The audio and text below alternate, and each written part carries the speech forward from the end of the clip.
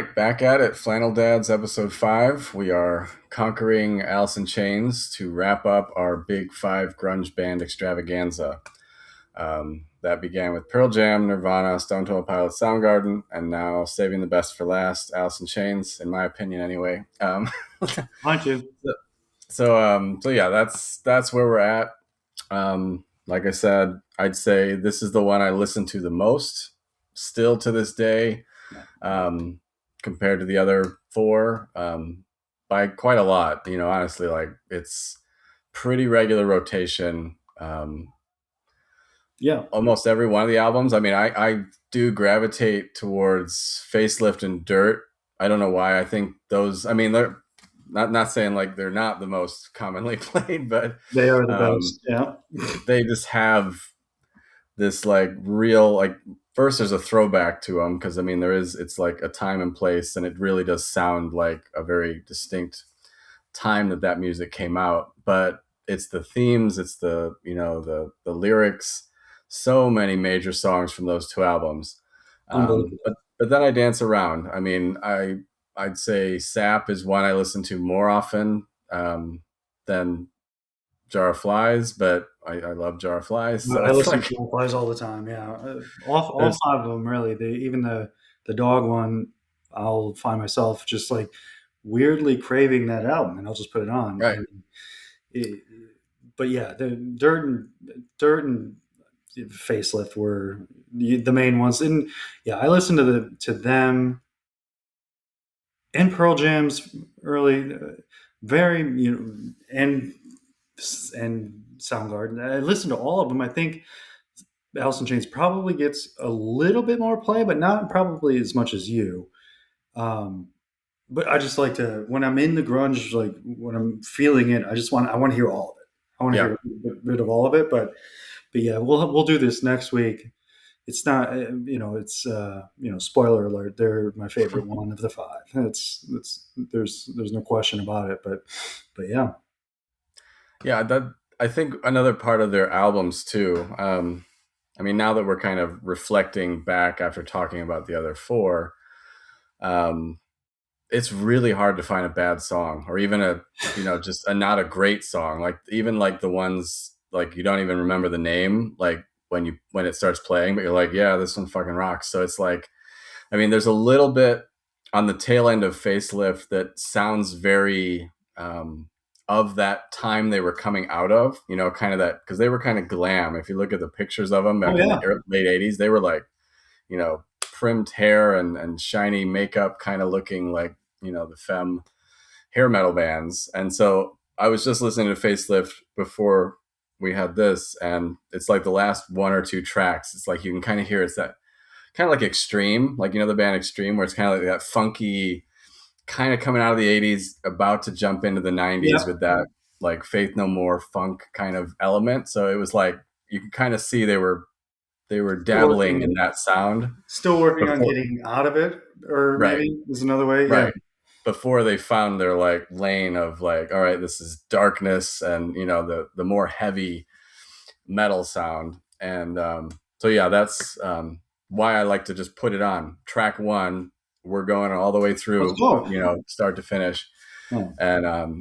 And yeah, there are, I mean, even the EPs are similarly like that. When I was younger, because this is my origin story for Alice in Chains. It was through my guitar teacher, Karen, that I began taking lessons in 93, I think, when I was 13, almost 14. And so that it was right around there when Jar of Flies came out. And so she was a huge Alice in Chains fan. She used to talk about it all the time. Wow. And it wasn't one of my first songs because it's kind of difficult. No Excuses was my first Yeah, I remember that. guitar song that I learned by them, and that was really my biggest introduction. I mean, I'm sure I had heard Man in the Box and Them Bones and things like that, just in the space of MTV and radio and stuff. But that was the first time I really put the band label to a song and then dedicated my listening towards it. It was like, this is really cool and I like it. And that song, um, I actually use that song because I think it teaches a good lesson as a guitarist. It's like a entry level bar chord song. Like you're It is learning because we don't play the bottom or the you top don't two. Yeah, yeah. right. So I did the same thing because the student Chris I taught for a long time, he was into this kind of stuff too. So I was like, here's a great, cool Perfect. song, and it's, priming your fingers to get ready to do a bar chord. So it was a really, I'm sure that's why she gave it to me in my first, 6 months to a year I of remember you playing. learning that song and playing that song. It's a distinct memory of mine. Yeah, Yeah, totally. I mean, I worked my ass off back in that first year you of did. lessons where it was like, because I love the song so much, orally listening to it, that I was like, I have to get this down. And it still hurts today. I mean, it doesn't get, if you play, especially when I'm singing it. So you're playing the 4 minutes, Yeah, of doing that over and over again. yeah. You almost need chalk on your fingers for all the sliding, because The I tend to sliding get of the bar. sweaty and sticky. But yeah, so that I was just, thank you, Karen, for introducing me to that song. And another anecdote from her, because she We was need, so cool. we need to get her on the show. I think it's I wish I could find her. I reconnected with her in the mid 2000s, oh, where she was teaching at CLC oh as a cool. guitar teacher. I just like ran into her because I was there, and I was like, oh my God. But Wow. yeah, I would really love to, reach out to her and see if she's still doing all right. But Yeah, good. she Yeah, I used to took lessons always, from her for a while yeah, too. yeah, I remember. Yeah, she was, I mean, it was like, She taught me Fade to you know, Black. It changed my life.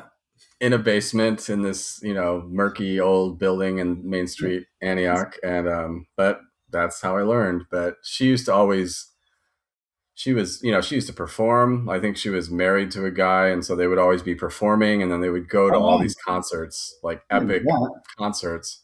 And I think her husband, forget his name, but he used to get connections. And so she told me when she was teaching No Excuses, that she had just recently saw them and got backstage and got to Oh meet the band. And God. I remember it like clear as day as she told me. She's like, I've never done that, but you kind of get ushered into the back, and then you get your, few minutes with the band. And she said Lane was like a zombie. He was like, hi. And then he just turned away and was like not really there present. But then she Jeez. said Jerry was like the most nice, humble, was like showing his guitars, was like really wanting to. And so she Oh gave wow. me a really nice, warm glimpse of, and I've heard that in like public, celebrities and other musicians. And I've Oh seen his Jerry. Yeah, interviews. yeah. He seems Oh like yeah. the greatest genuine dude. So, I mean, that Yeah. resonated with me when I heard that from her way back in the 90s. And then I see, everybody says only good things about Jerry Cantrell. So Yeah. that was a cool story, and I never forgot it. So Huh. where did you find Alice in Chains? So I've got two memories and where I found him. No clue because usually in that time it was a video that turned me onto it. Yeah, It wasn't that with them. Did they have many videos? they Even did, but I don't remember I seeing don't them. remember So they seeing. must. I mean, and this is another thing I want to talk about later, but they are heavier than most Yes. of the other four, and so I think MTV probably saved them for like late nights, like Headbangers Ball. Like Let's make sure. Yeah, yeah. we were in bed by the time we probably got, being young, so that's probably why we didn't see it. Because yeah, I've seen the videos pop up on YouTube, but I never remembered I don't seeing them remember before. seeing them. Yeah, so I don't know. Again, my temporal memory is dog shit, but like I do have two distinct memories about the early times. One was you and I sitting in your basement room, one sleepover night, Yeah, and we just put on Dirt, and we're just like, let's just go through it. And I think we were talking about like there's no perfect album, like there's no one that you can just go straight through. And I don't know, maybe we went through Nevermind and something else, but then when Dirt came out, and we are just sitting there and we're like, good one, move on to the next, good one, on to the next, and yeah, like all the way through the album. And by the time it hit the last song, it's like, okay, on to the next. You're like, there's no more. So I remember that distinctly. You were in your bed, I was on a little couch thing. So that's one. I think the second random ass memory is my first introduction to sap. we were at your dad's work Oh, really? for whatever, one of the 3 or 4 times that I went there, and we were, I don't know, bored of watching them machine parts out of things, and we went up to some conference room or something, and you're like, hey, check this out. And I was like, why hadn't I heard this before? Because I think it was after, probably, at least a couple years after it came out. Yeah, Because they were a little bit earlier, not a lot, but and then so just got super stoked about that. So those are my two Alice in Chains early memories. that's cool. Yeah, both What? Well, involving you, so that was cool too. yeah, we were big influences on each other. I think we whatever we found was cool, we instantly show it to each other, and Yeah, I don't know where you we found like it either. I don't know. We like went to where music store or something, found it randomly. I don't think we knew it existed. Like, how right, would we have? Like, so right. I think you found it randomly. Going through the CDs and bought it, and we're like, hey, we should check this out. I was like, yep, this works too. This falls right in line with like, you know, every song of theirs is at least good. Yeah, they're Like that's another thing. Like this was kind of like it was kind of a bye week for like it's like those first 5 albums, the first 4.5 albums, the EP, whatever. Like I internalized those a long time ago. right. Pearl Jam, I had to go forward a bit. Yeah, Soundgarden, I had to go backwards a bit, and and SDP had to go forward a little bit, and some I had to remind myself of. Here, those five, those were internalized in me decades ago. right. I was like, what do I do? So I was like, what am I going to talk about? And so I was just trying to pick apart and I did do, and I do want to talk about it. Is one thing, with them. They change the drummer, change the bass player, fine. Yeah, Keep moving on. You change your front man, changes the band. It's out of scope for this, and that's how I went into it. So I had all this time, and I was like, you know what, screw it, I'll do it. So I listened to the next three, the three new ones. the Yeah, three new ones, and so because like I didn't have any, I've been listening to Alice in Chains on some sort of interval for my whole adult life, yeah. and before. So I did do that, and yeah, I did do the next. I did some prep for next week's episode where we rank, and I was listen to them a little bit there too. But yeah, it's they were they were unique in a couple ways. You mentioned one already. They were heavier Yeah, for than sure. any of the other ones, and I liked that.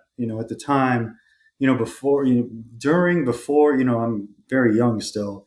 Listen to like Metallica and Ozzy and AC/DC and those type of things. So I gravitated towards the heavier, and they were a different type of heavy, but they were different in that way compared to the other four. The dual lead vocal harmonies thing was unique. I think that made them stand out in my mind. Um, but yeah, they were they were pretty awesome. Like there's so again, like I was like, okay, this is I don't have anything else to do. I'm gonna go find their worst song. And I Yeah, couldn't that's do it. tough. Like I think I landed on like head creeps or something. I was like, okay, I'm sick of this exercise. It's stupid.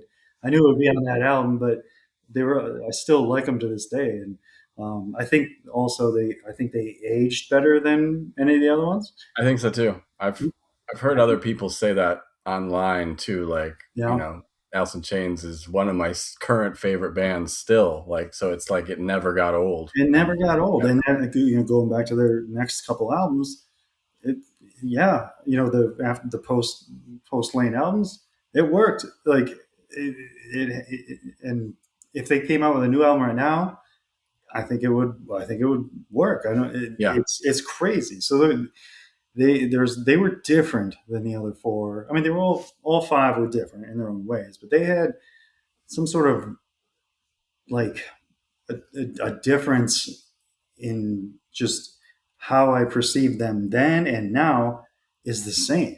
Like, yeah, just love it and can listen to it at any drop of a dime. Just listen to Alice in Chains. Any song, Like Right. that's what's crazy. And the other thing, and then I know I'm saying a lot, but like another thing that struck me as weird when I was just thinking about this and what topics is, all the other bands, or at least let's say Pearl Jam, and let's take Pearl Jam and SDP. They had that third album that was divergent. Like Right. Vitology was divergent to me. It was weird. I didn't know how much weirder it would get, but in Tiny Music, like what is this? It's going to take me a minute. Right. Jar of Flies came out and was totally different, but I don't remember it that way. Like it didn't feel it. It doesn't to this day. Like it was just like, okay, this is awesome. This is an awesome album. Sounds different, and I don't even know, like in my brain, if I even registered that. Clearly, it was less I don't heavy, think I did. I mean, they definitely got more acoustic. That's the biggest, but it didn't. It change. didn't like the other ones. They kind of like kicked me in the stomach. Like Right. this is Right. way too different. That one didn't even miss a beat. Like No, so, because like everything else was the same. It was just like a slight down, less distortion, but the filler. same wailing lyrics and Yeah. singing and Well, and harmonies. I thought that was just something just remarkable in some way. Like that must have meant something, and probably why they're my favorite band. Like of the Yeah, I mean, comparing it to the others, like you just did, where they had a divergent off ramp album, and like Nirvana didn't really get a chance they to didn't do get a that, chance. You know, and Soundgarden didn't really either. They kind of broke they up broke up. before, and that I wanted to call back to what you said last week because I looked it up and you were spot on that Down on the Upside was and is classified as the last grunge album that most people care about. Yeah, well, The other one is the self-titled Alice in Chains, which was late yeah, '95, I think. it So was it's similar timing. between Yeah, those two, yeah. but so you were spot on in capturing that was the late part of the '90s, and that was the last. There wasn't much else after that that would be classified grunge, but Not mainstream for sure. Yeah, right. But yeah, the what's interesting. I mean, Stone Temple I mean, back to the thread I was going at, where you had a band that was still together, everybody was still alive, and they kept going on in the same sound or going somewhere else with it. Like Stone Temple Pilots definitely was trying out everything, but I mean, this is one of those things where same with Kurt Cobain. Like, what would have been Nirvana's next album if he wasn't in a bad place, or what would have been Alice in Chains' next album? so, But I mean, and we'll talk about it later, but I don't think Lane was ever really great, physically with his drug addiction. Like in no, Dirt, they barely could tour because he was fucked up all the time. And that's why they have all the EPs, because that's as much as they could squeeze out in the studio no shit. before, shit would fall apart and he would go on a bender and disappear. So it was like to I mean, that's one of those lost opportunities that we'll never know. But if they could have kept it together, um, and that I mean, I've heard that the tripod is what people Ah, colloquially call that album with the three-legged dog, but that is a metaphor for the band. That it was a four-piece band, but Lane was so fucked they that they were were really standing without That's and and interesting. I've and never it heard is that. That's awesome. present in that album where it's more Jerry singing, It is. um, Yeah, and the songs that Lane is singing are even more morbid and ghostly and scary because he was in the darkest place of his life. So it's like no, it's just and the other and unplugged is visually seeing that in the flesh of like he's holy literally shit. dying in front of Yeah, us. it's Like there's the. I think I said it last. It's something like it's the closest thing you'll get to see somebody singing at their own funeral. right. It's It- so depressing, but still sounds like there's still oh my the, god, the presence and sound is all still there, even though the shell of the man is barely, able to the talent hold itself. still was there. Like it was. Yeah, I think yeah. So that's sad to think of that. The other thing about the tripod album, and there should be, like how in different languages like Japanese or German, they have like an amazing word for something that is like so complicated that that we it's like don't a have perfect for yeah. word. I want to know there should be a word for this. So the Tripod album was the first album I anxiously awaited the release for a band that I late discovered. You know what I mean? Like I didn't know when Dirt or Facelift came out. I didn't know who the fuck they were. Jar of Flies had already come Oh, out. 1990, So this 1990. was like the first one. I became a fan Was and the then first did one the we back. saw come out. Yeah, Right. yeah.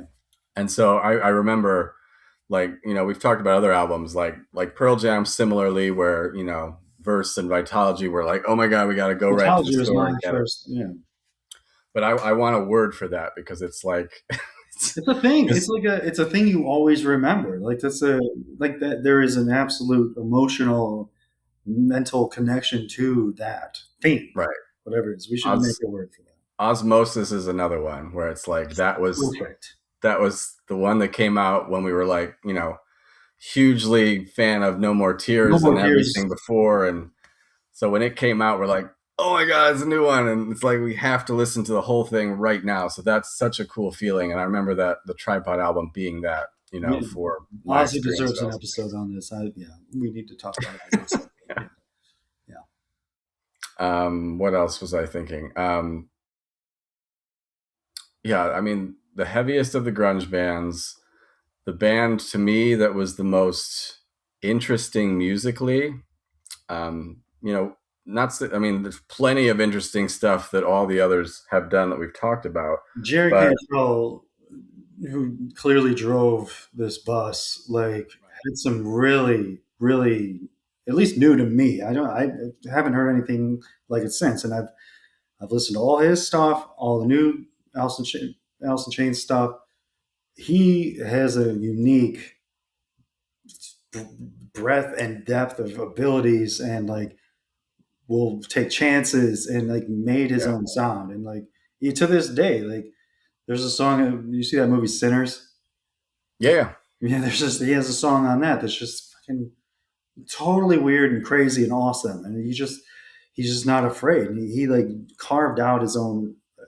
It's absolutely the most interesting like sound that I think he must have had some really unique influences growing up. I mean, because he's rooted in blues, but you don't hear. you don't hear the typical pentatonic riffs. I mean, a little, but his riffs are always like just. I mean, there's a few. I was trying to find which one of the recent stuff where he has this one riff where it's just like this amazing like weird bend he's doing, and it's like it sounds so cool, but it's like if you look at what he's doing, it's like how would you come up to make a whole riff out of like a bend? I guess Tool's kind of done that a little bit, but inventive and just Super. Yeah. going against the grain of typical expected harmony. Like I think the modes they used were, not your typical major minor modes. They were No, going in more of the, I don't. Yeah. Phrygian and Dorian and weirder modes that would make different harmonic qualities come through in the music. And then he loved chromatic riffs. Like Yeah. there's so many chromatic riffs. Yeah. Like Them Bones is the one most people talk about because it's all chromatic. But if you look He all does throughout that a Dirt, lot. He does that in a yeah, lot of the later stuff too. Yeah, yeah, it's definitely part of his signature for sound sure. that made it so just interesting. You nailed it. Like it was different.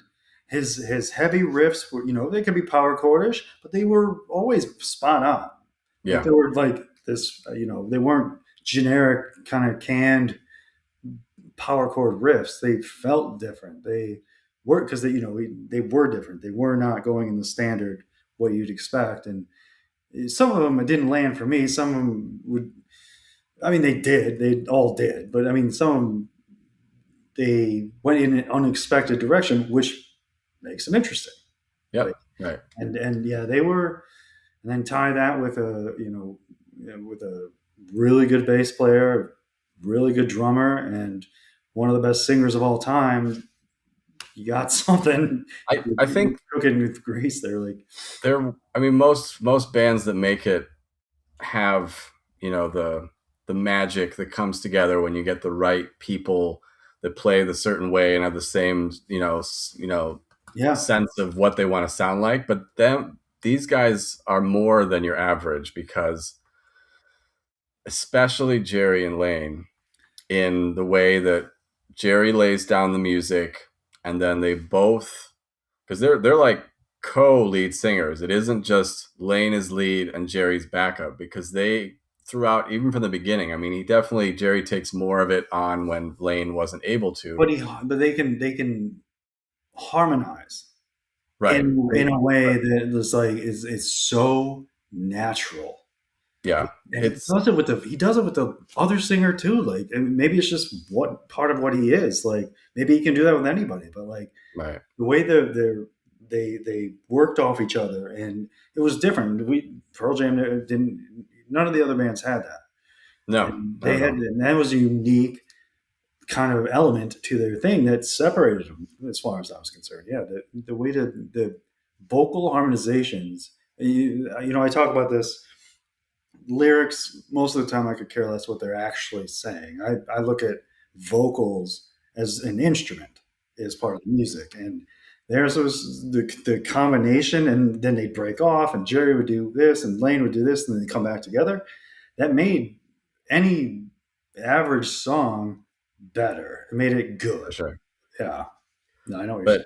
But I did some digging into the, like, because we know it sounds awesome and that it hits our ears in a way that is like, that I love it, and but I don't know why, or I don't know what about it. And I know, sometimes you can, beat a dead horse if you dig up all the, incremental music theory reasons. But I'm into music theory. I Yeah. like to figure out why it sounds the way it does. And so some of the things I was kind of researching or thinking about were, one, the timbre of each of their voices is almost polar opposite. In terms of Lane, he's gritty, he's more nasal sounding, whereas Jerry is more floaty, clear, clean, dry vocals. And so you put two totally different sounding people, and then you overlay them and put them into different harmony patterns.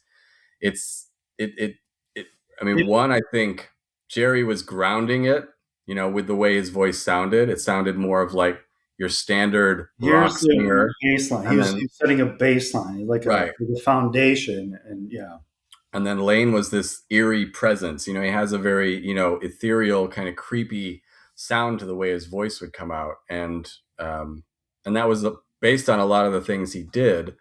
Um, Lane loved to bend his vocals, which is not the most common thing, where it's like, where he's, not many people what could do it. That's why it's not I common. I know mean, it's yeah, a lot of sustain and a lot of, breath to kind of keep a note and then slowly bend it up to the next note, there's as a opposed ton to of jumping. energy. It takes a ton of energy to do that. Like, and I'm not a singer, pretend to like know, but it takes a lot. You have to be a special like singer to be able to even do that. Right. There's It's people that can, but not in the grunge world, 1990.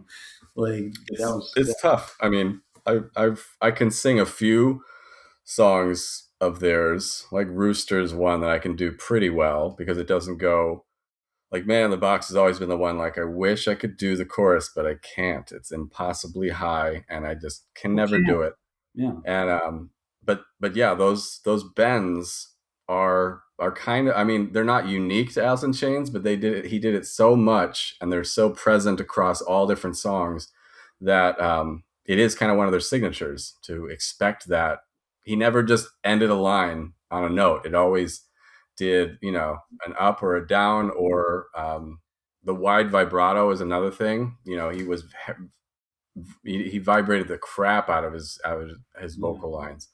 It And makes then you this wonder. other, Makes you wonder, like how much longer he would have lasted if healthy. Like yeah, it's doing that to your body. Like same with we talked about a little bit with Chris Cornell too. Is a similar thing. Like that's gotta. But I mean, he's managed to do it. But that's gotta just be completely exhausting and yeah, over it's time, an like do instrument. some sort of damage to your whatever. It's an instrument, and the more you use it and push it to You're its gonna break a absolute string limit, sooner or later. Like right?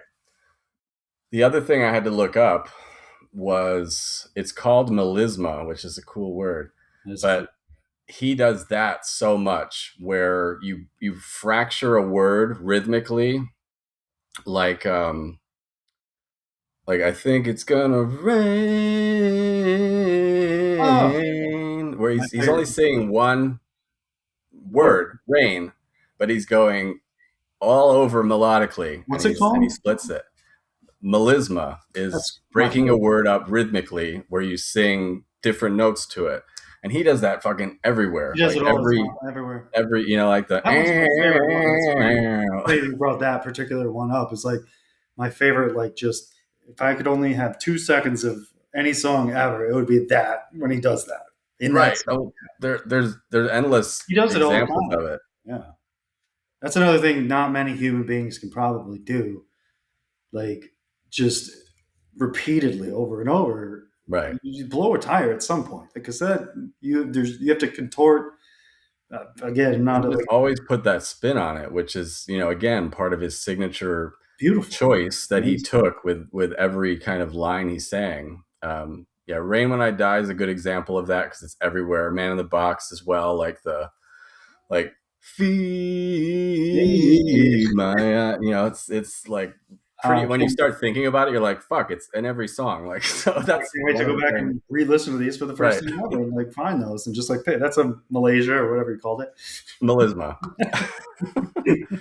The other thing that I was kind of digging into the weeds a bit is most bands, like when you think of harmony, you think of the Beatles or the Eagles, or where they had amazing singers that could, you'd have More three than part one. or five Yeah, part harmonies, yeah, but those are all using thirds and fifths usually, or octaves, and yeah, those are happy sounding, or you can do a yes. minor chord version of it. But these guys totally threw all those rules or kind of expected harmonies out the window. They use like seconds or parallel melodies, and that They they're kind have of stuff. going, Yeah, and that's why it sounds so weird and so ghostly, different. Yeah, because it's you hear two people and they sound, because their voices are different, more full and it's more present, but they're going. I mean, another thing they do is they, typically when you're, thinking music theory and harmony, you want to resolve the melody to the root note. That feels like you're coming home, or you've released the most tension. They music we didn't. They just hear. leave it on the You shelf in just the weird spot, you just walk away. Yeah, and most that's why people. it felt so dark, and like, this is, scary. We're not getting to that happy place that we expect the music to go to. We're getting left behind in this jagged, rough, corner of the note or of the key that we were in. And And so then yeah, that's it. It's those weird nuances that they just it's the naturally weird. brought, Yeah.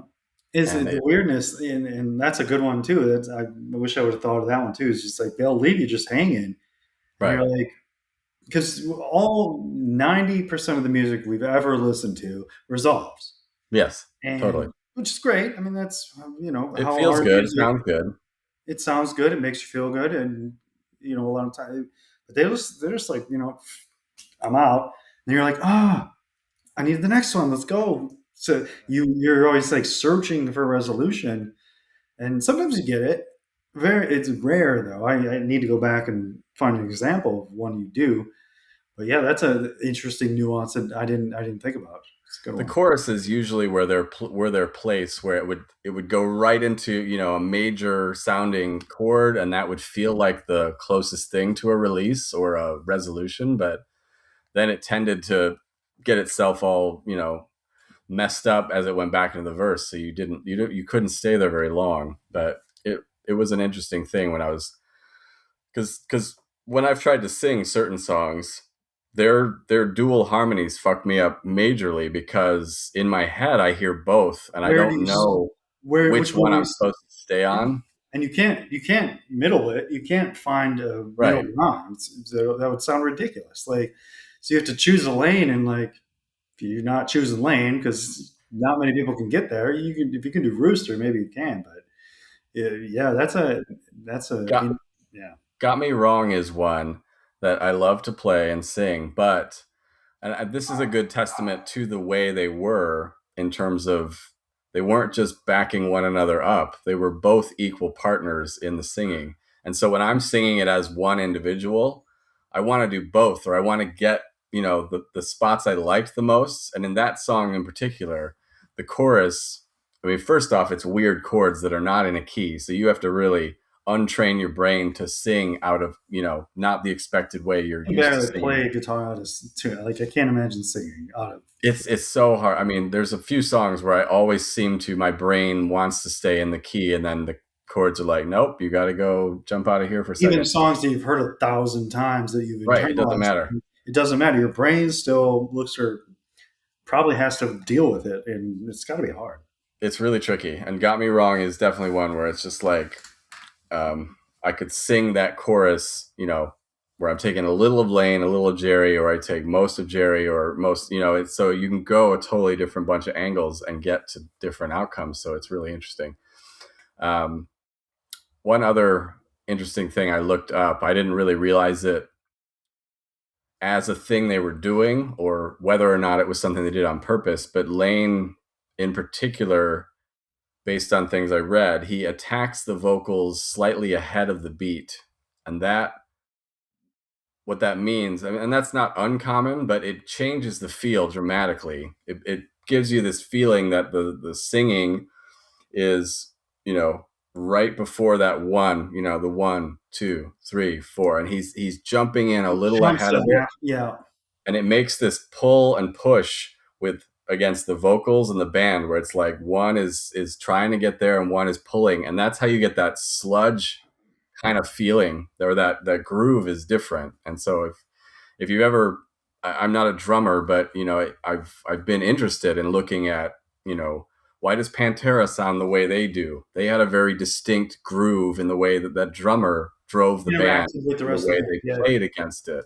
And that totally, it takes it into a kind of a swing sometimes with the way that, you're not hitting notes or singing notes on the beats as expected. You're kind of going a little bit before, a little bit after, and that makes a totally different. It makes it feel heavy, not heavy like guitar, but like the weight of it is dragging the song, like because you're not quite. It's yeah. like hurry up, get on the beat, and so you're pulling it back, And and you'd it makes think it sound you, sludgy. Is the best way I can say it. yeah, you'd think that like could go terribly wrong. Like, but Right. it never pulls them off the balance. Like they No, always. it's that's why I think it's intentional, but it's such a unique thing to be like I don't think you could consciously do it. It's like an instinct that you Yeah, just the way you no, want to jump in is a little tiny bit ahead because it makes it feel that way, and it's just interesting. because it makes it feel uneasy, and like Right. he was clearly Exactly. feeling I think uneasy. that was it, because that's the mood you get when you listen to Alice in Chains, is like this is from a dark place. There's a Clear. lot of, Oh yeah, yeah. it's yeah, I mean, They were the heaviest and the most interesting. They were also the darkest. for I don't think sure. there's any semblance, like there's no question at all. And I mean, there's a reason why. There's a Yeah, pretty it's clear right. reason. They had some serious business they were dealing with, but um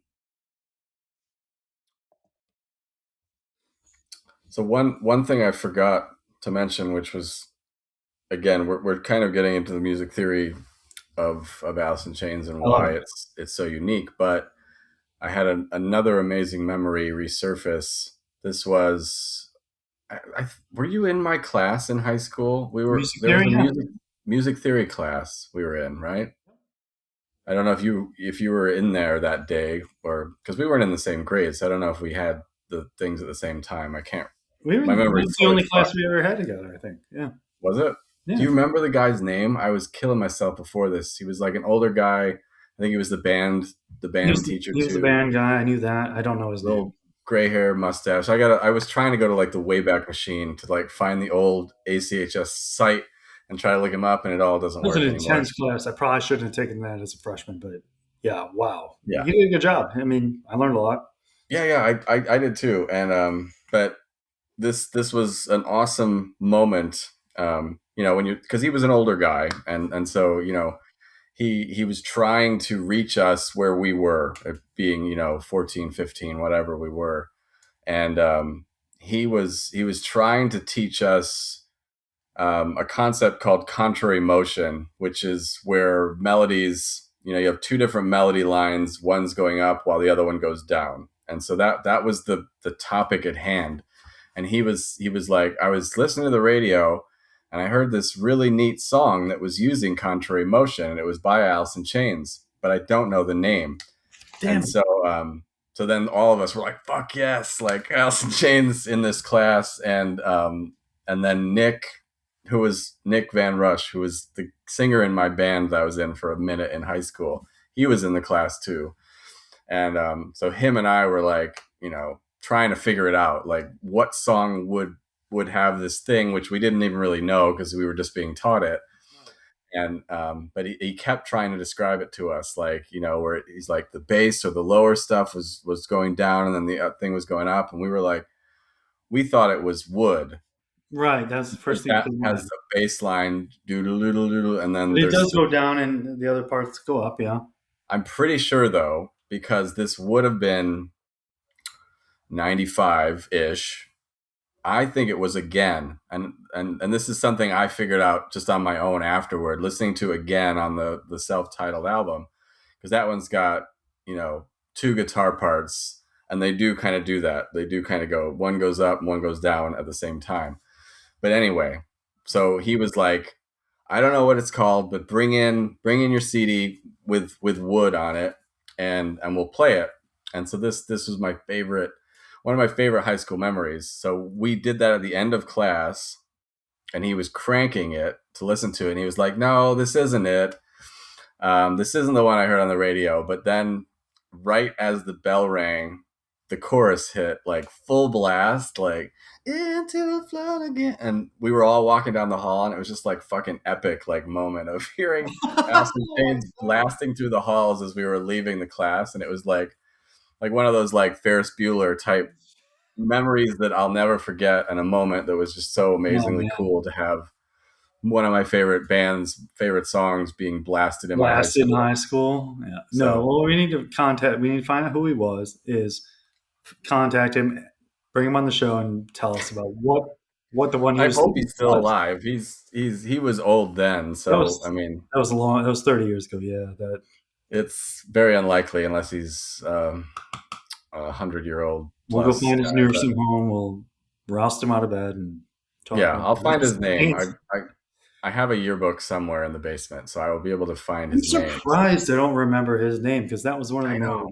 formative classes I took in high school. I can remember like three classes I took in high school for different reasons, but that was absolutely one of them. I know. The choir teacher was another one that was really instrumental in teaching me, and I can't remember his name either. I can see their faces perfectly in my mind, Did you but their do choir? names. Well, I no, I didn't. He taught the keyboarding, music keyboard class, Oh, and I loved that. That was like one of my, I got to do all the typo negative keyboard lines, and like I just brought in every cool fucking band, and amazing. I'm like, I'm gonna learn how to play this one and this one and this one. It taught me to Oh sight wow. read. That was it. So I could sight read regular music, and then I did something with the choir though. I can't remember. I wasn't singing in the choir. Maybe it was just. I think that music theory class had like the one guy was the lecturer, and then the choir guy was doing the, like, we would sing intervals and stuff because we I were remember trying singing the to. intervals. What? So I think we ping ponged back and forth between those two teachers in that music theory class, if I'm recalling it correctly. Really? I don't remember that bit of it. I remember singing intervals and being uncomfortable because I hate Maybe it not was a singing, but part two of the class. I don't. I probably took every class I could take because I was so, there weren't many. taking. I remember there were not many, and the one that No, we no. took was That's why keyboarding was interesting. one. I'm like, yep, I'll do it. I don't play piano, but it's something, and I'm learning guitar. I'll find a way to, shoehorn it into what I'm trying to learn on guitar. And it's a perfect way to do it. You did it right.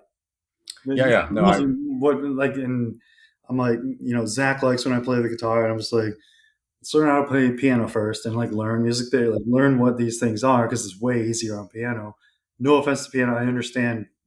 When you get into advanced piano, it's not easy, but right, right. No, it's a lot easier to understand concepts of music theory on piano than it is guitar because pattern based thing and like the thing. But yeah, Yeah, I wish. I mean, that's something we have to cover in this podcast since we're dads. Is all the ways we've tried.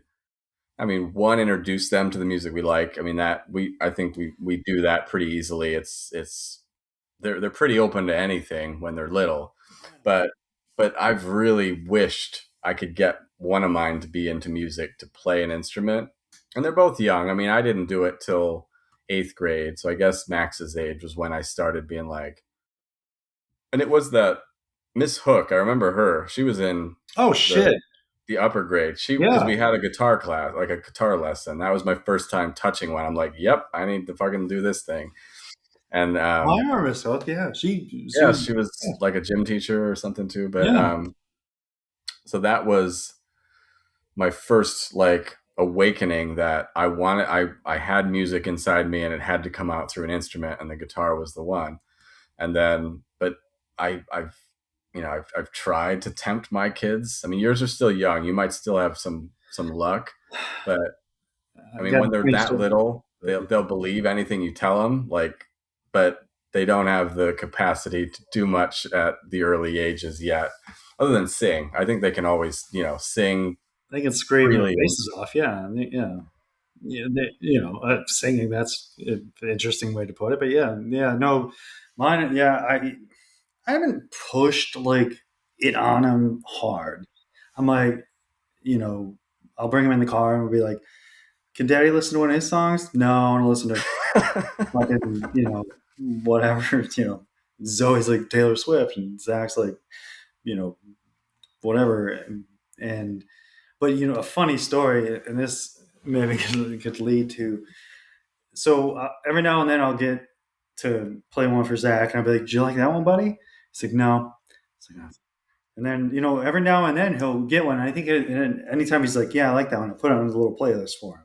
Yeah, I yeah, mean, like Hell's Bells is on there. Crazy Train. He likes that one. But I've been trying with. He likes the first time, and This was when he was really young. I played "Smells Like Teen Spirit," and he's like, and he let me play it all the way through. Usually, I'd be like, "Dad, can we?" yeah, And he let me play it all the way through. I was like, "Did you like that one, buddy?" He's like, "It made me feel strong." And I was like, "On the place it goes." Yesterday, I was doing Alice in Chains, trying to whatever, and um, I was doing a different exercise of the newer stuff, and I I started playing Check Your Brain or Check My Brain, whatever the hell that yeah, single yeah. That's a good was. one. I didn't like it when it first came out. We can get into that in our last few minutes here. I do want to touch on some of that, but he's like, "Dad, can you start this over?" I was like, "Okay, dude." Wow. And he let me play it all the way through. He's like, "You like that one, buddy?" He's like, "Yeah." I was like, "You want to hear a better one?" And I was like, "Rooster." And I played Rooster. And I was like, "You like that one?" He's like, "Yeah, it was pretty good too." I was like, "We're making progress." There you go. Not shoving it down his throat or Zoe's either. Like that might be a lowest cause, but Yeah, if Zoe's a Swiftie already, then she's gonna be hard to I'm break out fucked. of Yeah, that. it was gonna be hard. But yeah, no, that was yesterday. I think That's Monday. good. No, it was yesterday. So it was a big day for me yesterday. Yeah, it's. I mean, I've had. I mean, again, we can save this for its own episode because I It think there's should a be. lot. That's a great episode. Yeah. But taking them to music events is a good way to like I've done that with Max Summerfest a bunch of times, and it's Yeah. been they don't like the loudness because No, our ears are already fucked from all the concerts, so it doesn't bother us. But to them, they're like, "Oh my god!" it's got to be fucking excruciating. Yeah, Yeah, for it's like little kid ears. terrifying. Yeah. So, but yeah, we'll save No, that's that a because whole yeah, thing. That'll be a good one. Add that to the list. I have a bunch of memories. I still have all the playlists I used to make for Max back when they were your kids' age. So it was interesting what would make the cut. So we can talk about that. Okay, back to Alice in Chains. So yeah, I need to find out what that guy's name is because I owe him a debt of gratitude for bringing in Alice in Chains into. I mean, music theory wasn't boring because I mean It wasn't boring. I was lapping it up. Like I was like, give me all the shit. I want to know all the stuff.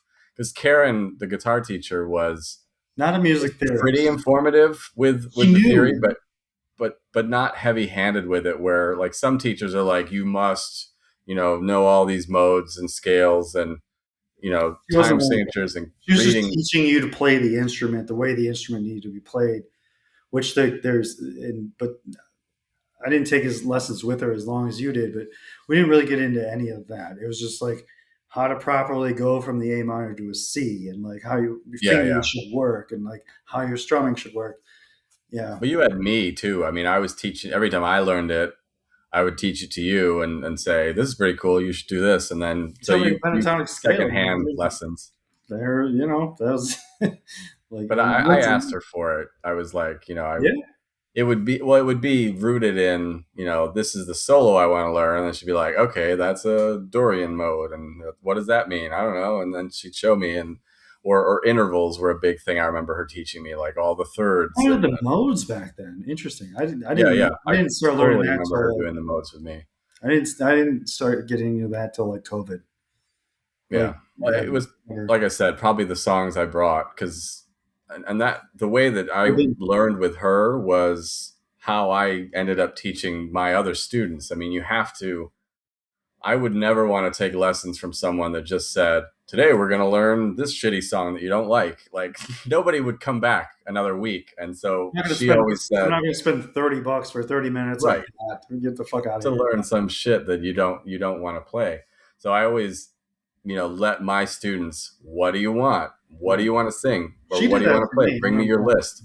Yeah. And then I would slowly, pick them off like, okay, that's pretty easy. That one we're not going to be able to do for a long time. And that, somewhat keeps them going if they're motivated. But I didn't, I mean, I taught that one kid for quite a few years, 3, 4 years. And yeah, he brought me all kinds of great stuff. Where I'm like, yes, this is one I love, and I can play it backwards and forwards, so it's a good one. Or he'd bring me something I you know hadn't ever learned, but it was something I was happy to have. I think I shared some of those. I can't remember offhand, but I was like, my student brought this one, and look at how cool it is. Like Rush was one, Limelight he brought, and I was like, Oh, this is the whoa. funnest shit to play. Yeah, yes. That's awesome. But So I think you got something. Go for it. I I, was I just I wanted. I mean, this is the dark. I mean, well, there's a few random anecdotes that I just want to make sure I drop. This one makes me crack up every time I see it. That that they were Alice in Chains before, like N, like with Guns the N' N Roses. and the You know apostrophe. that? Yeah. Yeah, I it's mean like that. it looks so fucking corny when you see it. Um, but that was something that I That don't was in think. there like glam. I think I Right, remember right. That seeing it, fits. which would have been sent. And then yeah, I read that not too long ago. I think Jerry mentioned it in the Rick Beato interview. Like we always talk about Rick Beato because he gets all the good people, He gets all the good shit. Yeah. but I think he did mention that how they were like how they formed, where it was like Lane's band fell apart and Jerry's band fell apart, and somebody was sleeping in the other's apartment because he didn't have anywhere to go, and it was just like similar to some of those other stories where it's just like a magical moment where they all kind of were available and wanting to do the same stuff, and it just like boom took off. But and yeah, the Mike Starr was the first bassist, and he also had significant drug problems from what He I've read. died, right? Like from that. I don't know if he died. He was. I I feel mean, like he there's died. he From may have since. yeah, I don't think it was. It wasn't then. No, he I don't was know. What fired or left. It's kind of depending on who you ask. I hope I'm I right think about the band said he wanted to stop touring, and he said they fired me because I was too fucked up on He was drugs. good. The guy that replaced him was really fucking good too. Well, they stole him from Ozzy because they Yeah, used to open for Ozzy, and then it was just like, yep, I want to be with you guys. So that was pretty fucking worked cool. out for everybody involved, except for Mike Starr. But Yeah, I think Mike. I mean, as it makes sense, Mike and Lane were like the friends, and they both had the subsequent heroin troubles. So not good friends to be with if you both do the same bad stuff. But yeah, I think you can't talk about Alice in Chains without the drug addiction aspect because it's like, unfortunately, the underlying thread of all of their lyrics almost. I mean, Dirt specifically is it's a drug addiction album in terms of all the elements of being Junkhead, one of high. my favorite songs of theirs, is like called Junkhead, and I have that it's a one drug of tagged choice. because Like, it's one of my favorite songs too. I whatever think you got, musically and lyrically, it's again it's super beautiful. cool and It's interesting. I love that outro solo bit too. The do do do do do do do do. oh, That's like epic. you got chills. Yeah. Right? Yeah, it's Yeah, but every time I hear it. I just listened to it yesterday, and like, but just doing it now just gave me like, that's something staying power of their music. Like, I'm sorry But that the drugs and the things, but whatever cocktail they were, it worked, and it still works 30 years later. that Junkhead in particular to me I love that song so much. was, I mean, even way back in the '90s when I listened to it, it struck It me it because did. Yeah. it's kind of glorifying drug use in a very big way where it's, I mean, he's telling a story, of, like nothing better than a dealer who's high, I never took it so like that, but we're interesting. in this place, and he seems to be like, because I think he says something like everyone looks at you, or it looks at him, like you're a junkie and you're a piece of shit and you're worthless and you can't do it.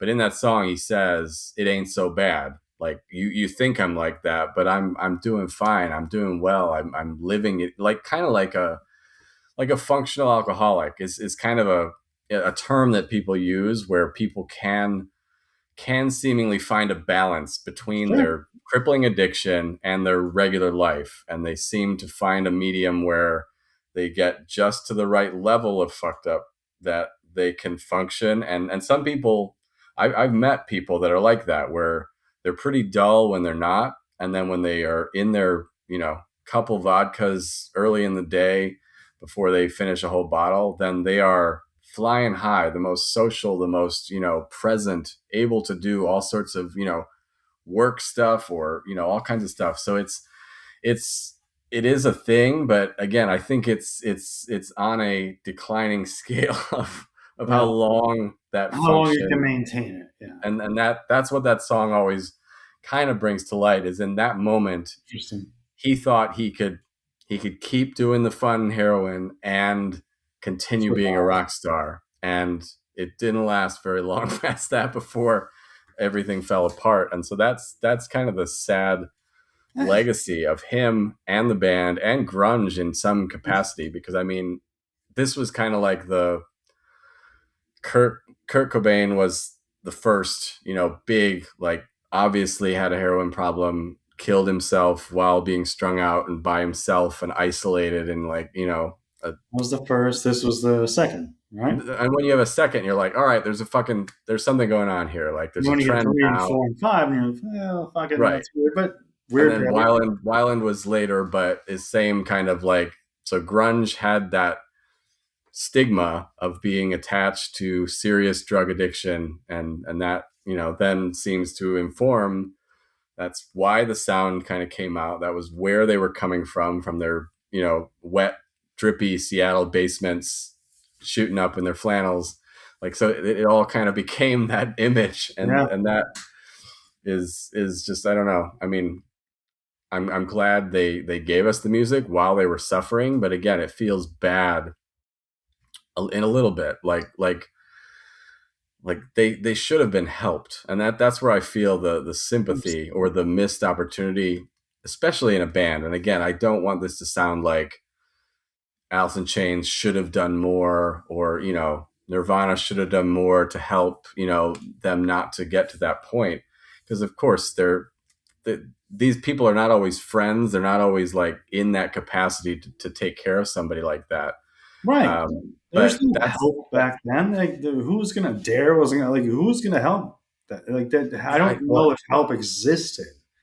it That probably didn't, not in the way that rehab and interventions and things have all the gotten a shit lot that more they do light. now. Like, and yeah, I don't know that that existed. I don't know because I was 10, but and didn't have a drug problem. But yeah, no, that's interesting. I thought that like Junkhead specifically, you mentioned like I thought that less of like glorifying it. I always felt it as more of like a cry for help. Yeah, it could And have been. He you just know, seems to there's have a there's some songs. sarcasm in the Yeah, way he's saying it. interesting. Yeah. No, yeah, I get it. The way that makes some sense. Yeah. I mean, there's some that are much more like down in a hole, where you're just like, Hmm. he's fucking, as plain as day, bury When me I softly. die, yeah, It's it's like, like okay, something's clearly fucking not right. right here. Yeah. Yeah. But yeah, that One of the I best music mean, I've ever heard, though. Like it. yeah, it worked. I mean, I think that I know that personally, not anything to do with drug addiction, but when you are at your worst point emotionally, you create the most beautiful things musically. And when you're not, when you're happy, you can't do anything It with sounds the like shit. fucking thing. Right. I think that, I mean, There's something to you that. Look up that word, whatever that. There's got to be something right. in, like, yeah, I mean, like Rolling Stones are like a band. I always think of that because they were like, or Aerosmith, they were so wasted on every drug and booze known to man in their heyday, 60s, 70s, 80s. And that was where all the amazing, the real inventive, dark music, all sorts of songs, hit songs came from. And then when they all get old and they clean up, then it's like, okay, it's kind of lame now. Like there's nothing special or nothing, no extreme highs and lows. And that's ultimately what drugs bring people, that and excessive high and then the excessive crash down to your worst possible which place. is fortunate for us, unfortunate for them. It's like Yeah. that's kind of what makes it interesting. Makes good songs, right? It sucks, but Even the bad songs are still interesting because they're like, right. So yeah, it's an unfortunate bookend to our grunge discussion is how much heroin seemingly ripped through those communities in that region. I mean, I still think it's.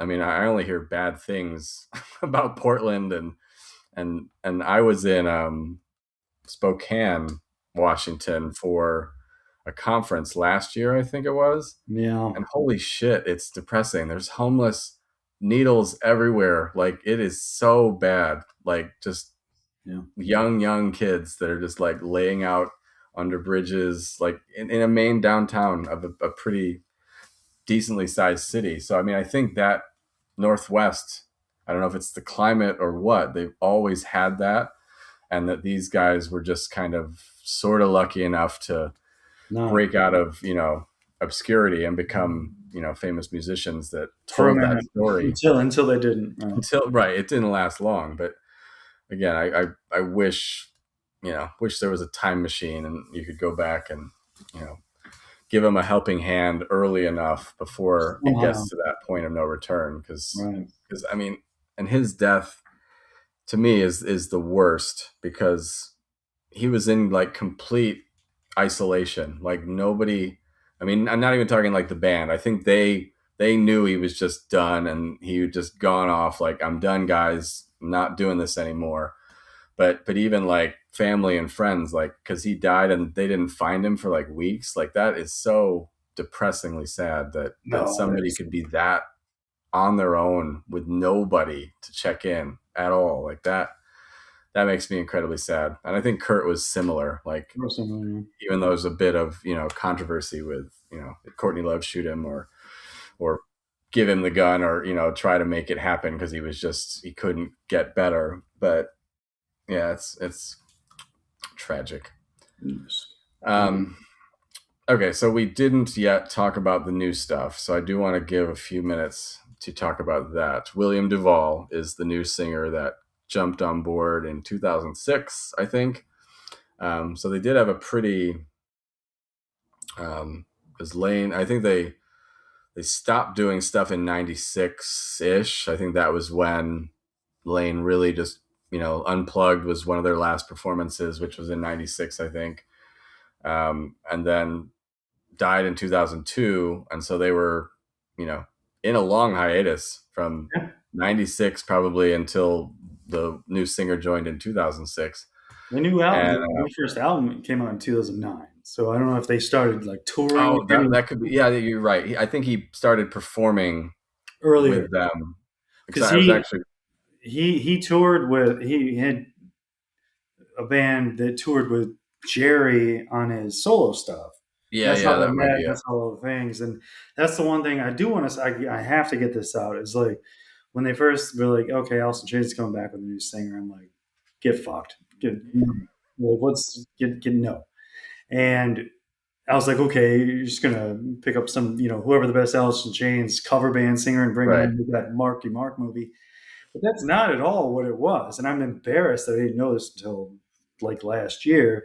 He was in like early 80s in the like punk scene, the Oh, underground really? punk scene in Atlanta. Had a Hmm. band and did all that. Then he joined another band and finally got on Jerry's tour. So he like paid his dues, and Okay. I just thought he was some jerk off they picked up off the street, like singing "Rooster" in a club. Like, so I do want to say that I'm a huge douche for not understanding the situation, and like when they were doing the tour with Jerry after the death, of course. Like he would like bring him on stage to sing Alice in Chains songs because he had kind of a similar voice, and that's how they got that friendship. But he had already paid his dues, and all that. So sorry, dude. Sorry, Will. Yeah, I had the exact same reaction when it was announced. And again, Yeah, that was a different decade for me musically. Like again, I all was these all over the bands, place, all over the right? place. But those bands from the last, the decade prior, I still liked and listened to, to some degree. But when you'd hear that, like after so much time, you're just like, okay, cash grab, or they got to keep making I money. think And that was part of it too. Yeah, but yeah, and I had a friend at the time that was like super into the new Alice in Chains. Like he yeah. was like he just I think he was a fan of the old stuff too. But I just remember him always like gushing about it and like wanting to go to see them. And I was like, yeah, cool, whatever. Like I don't. But well, and taking a little step back, I really really like Jerry's solo albums, I which did were in too. between that Loved it. time.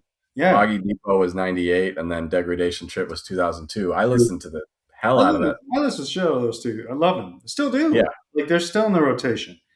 Yeah. and they are very natural stepping stones to me because Yeah. the self-titled album is more similar to those Jerry solo albums than it Oh, is to the previous Alice in Chains, in my opinion, with the way yeah. the guitars and his writing is. He was carrying the band on the Yeah, yeah. shoulders, like the tripod. Yeah. So yeah.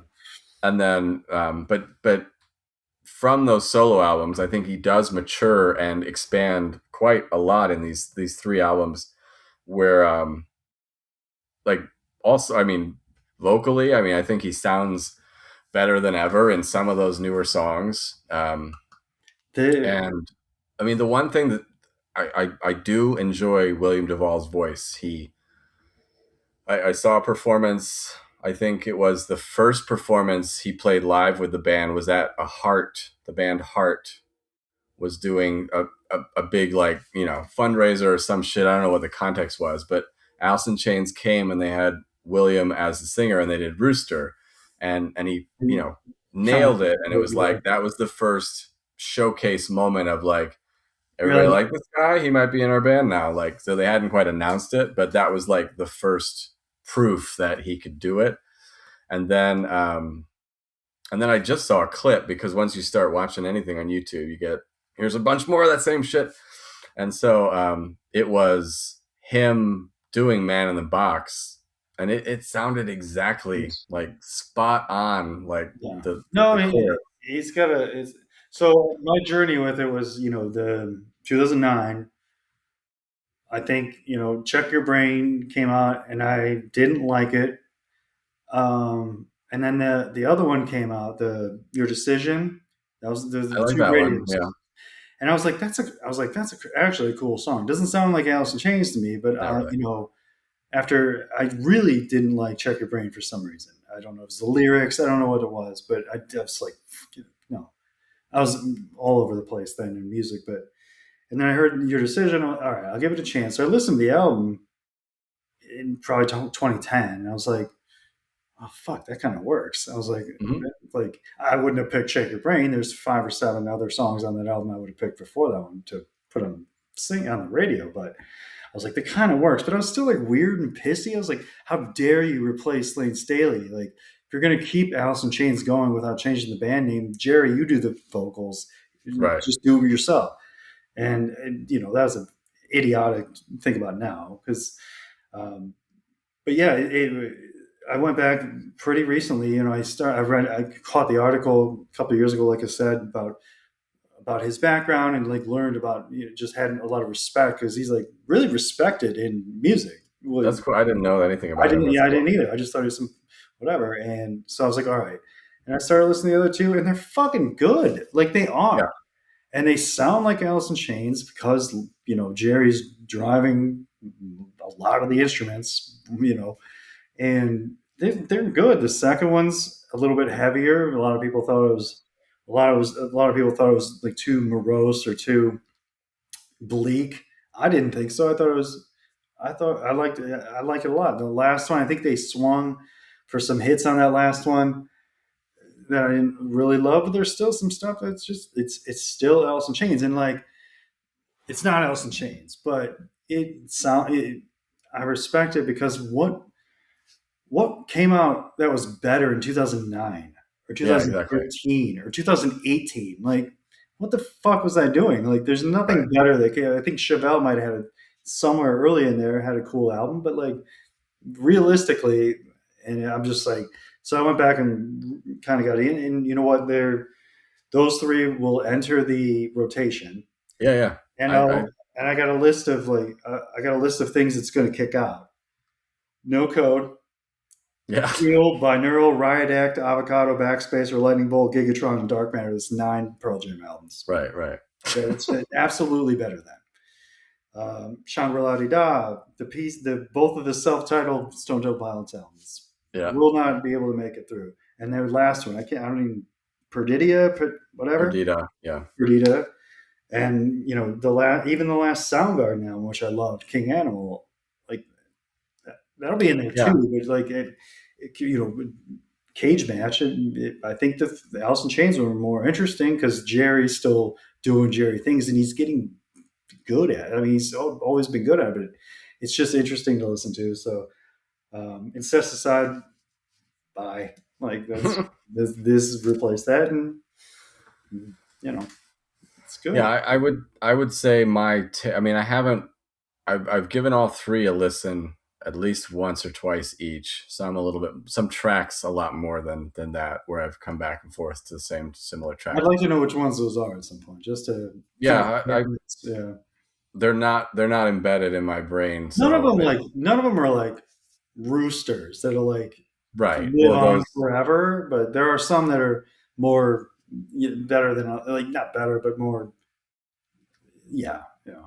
well, it's I mean to me I think it's the guitar is like his riffs are amazing and they keep like getting better and still different Second album, and the second of their albums. He's just like yeah, it's a there's very like riff heavy album. Every yeah, single yeah. song's and they're all good. Like they don't all hit home runs, but there's some solid doubles in If there. Like there's like you if you know just listen for the guitar, you'll have a good time just to groove, and he still solos and amazingly, he's and still and like maybe he can do this with anybody, but he and William they lock like melodically, and he did that's the part like I think because we were talking earlier about the timbre, which is the quality your voice makes and the sound that is like a unique fingerprint. Lane and Jerry were complete opposites. William and Jerry are very closer, similar.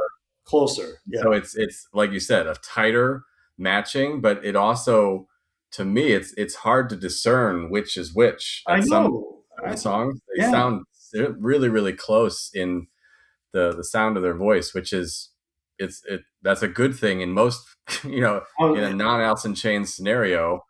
You like the Eagles, they all sound very similar, and so when they all come together, it's like wow, we've got five perfect singing the same, harmonizing yeah, people. just a cool But thing. Yeah. but so it was hard for me to to pick William out from Jerry, because to me, Sometimes yeah, which one's doing the thing? Yeah, no, it sounded like Jerry was at the board and he's like, Jerry's thing is up a little bit more, and like he kept turning himself up.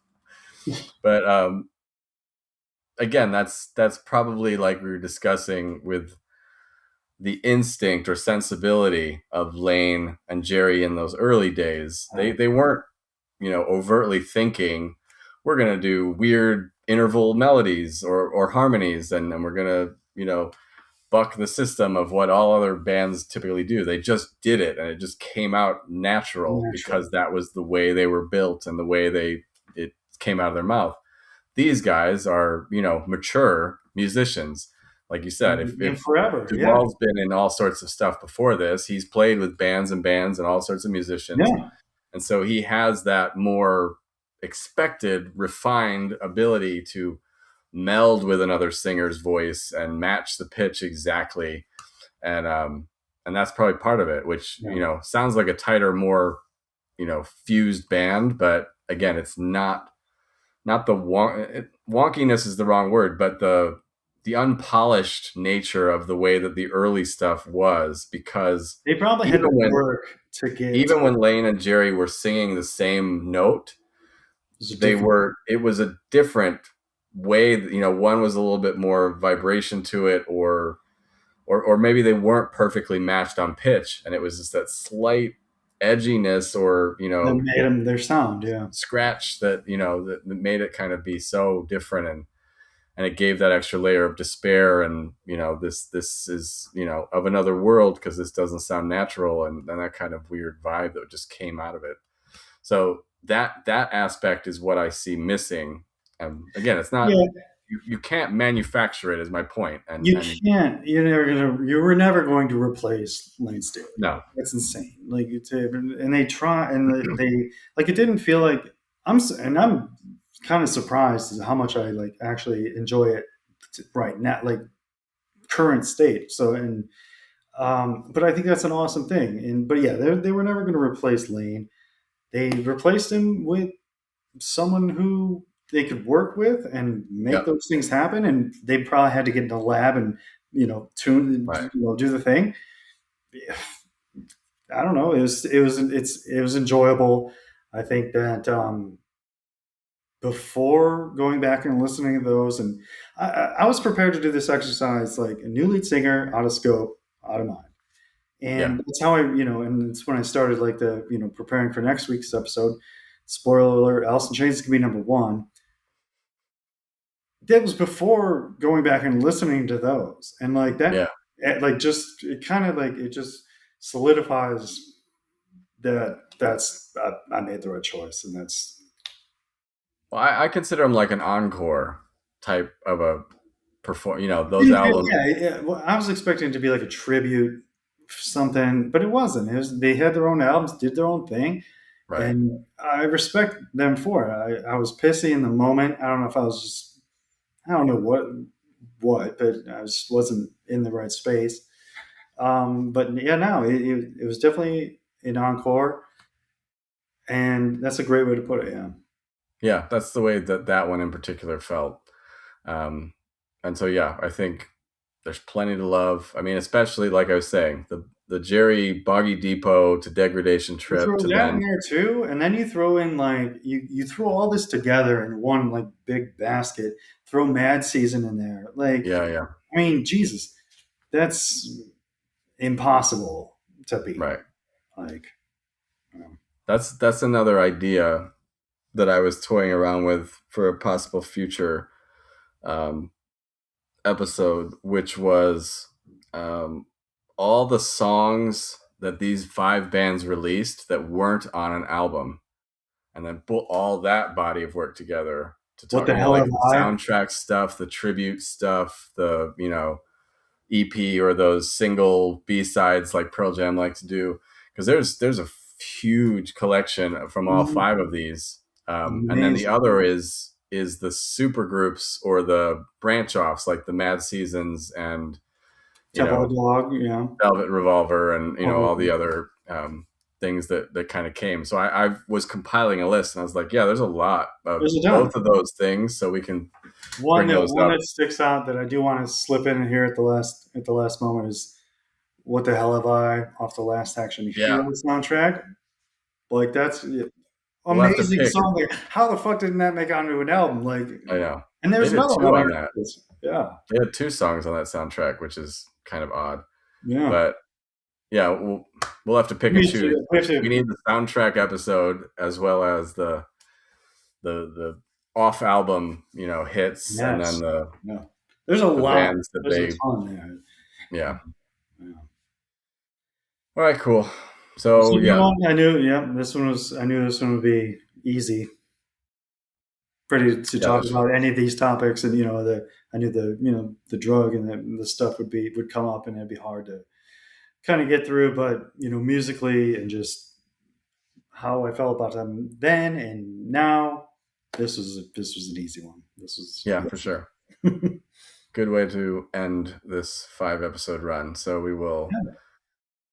You want to talk about what we're doing next? I mean, we've hinted at it a million times, I but think we've hinted at it. I think we're gonna have some fun Oscars or yep, Grammys or whatever, and kind of do a ranking of all sorts of fun topics. I think we have some. I think we'll probably come up with some during the week and some new ones, and just talk about this stuff. And you know, when you rank these bands and rank these songs, rank these albums, it's fun to do, and that's why we're going to do it. And we'll give people things to whoever listens to it, something to react to. But it's just really, it's going to be hard, first of all, because it's an insane thing to do. But I think it'll spark fun conversations and fun things we can talk about and yeah, branch off in. yeah. I'm Yeah, curious it'll be where we will interesting be to for. see your perspective and mine, and just like because we're so you know close, during then, we've grown up to be similar people with the kids and all the stuff, Yep. and so just to see how it aged, I think I'm excited to talk about. Yeah, I want to find where we don't have I know I alignment. want to find something we're totally like, what? I want No, that to I come. I mean, doubt so it will, far, but I mean, we're both very agreeable people too, so we're not like, "Fuck you." That one's, we're not like getting into shouting matches about it. But if no I'm code's in your top five, this no, podcast. it's that's what I mean. Well, we seem to agree on the things we don't like, so it might be interesting to see the tops to I'm see. excited. I think it'll be fun. I know it's a weird, goofy, like let's rank Pearl Jam versus, like that's an insane thing to do. Right. And we'll It's all disclaimer. subjective and Yeah, it's all different. subjective, and but I think it's gonna be fun as shit. Yeah. Well, I think it'll be extremely fun because I've never put this much thought and conversation Never, into these bands, and so never. we're like fresh, ready with all of this ammunition that we've been throwing around about them. So I think it's the most apt moment to do it. I think it's gonna be fun Uh, as shit. Yeah, I think it's. yeah, I think it's gonna be really fun. and I was trying to do something before this one, and I'm like scratching my head where because I have all my CDs somewhere in this house, like that I had as a child or as a No shit. teenager, Really, I lost and mine. I Yeah. cannot find them at all. So I'm like, I have vague memory. I mean, I haven't needed to go get a CD in 15 years because Right. who would? Right. But I wanted to basically pull to see. I'm pretty sure I have, you know, all the ones we've talked about. Not like later Stone Temple Pilots, but like all of because I knew I had every single one of Alice in Chains, and I had most of the Nirvanas. I think all the Pearl Jams up through Vitalogy, maybe No Code. So I wanted to get them Yeah. as a reminder stack to be like these are the ones I had back then, and I Oh, still have. So I have to find them. They must have been put into a bin and not labeled, and so I have to go figure out where the fuck I put them. mine were lost years ago. I feel bad about Really, them. it's sad. I've thought about just rebuying them all again. Like, just why not? But I just never got around to it. Columbia House probably still out there. I doubt it. I doubt that. I'm pretty sure they didn't make it. With that business model, probably didn't make it. Right. But Everyone caught on to the scam. cool, man. Okay. This is a good one. I Yep. know we knew it would be. All right. We will be back next week with the ranking award episode. Cool.